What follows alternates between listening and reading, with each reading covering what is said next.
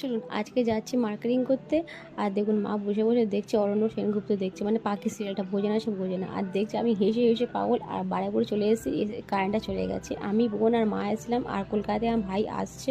এসে আমাতে খেলাম আমি ইডলি, তারপর খেলাম আমি ফালুদাটা খেতে খুব ভালো লাগে জানেন তো। আর ইডলি খুব একটা ভালো হয়নি। আর ফালুদাটা আমি কলকাতায় প্রত্যেক দিন খেতাম, আর এখানে খেতে পাই না। বাড়িপুরে গেছি, বাড়িপুরে পেয়ে আর ব্যাস আর বলবে না, খেয়ে একদম মাস্ত মলা হয়ে গেছি। আর বেরিয়ে পড়েছি রাস্তায়, আর ভাই চলে এসেছে, ঠিক আছে।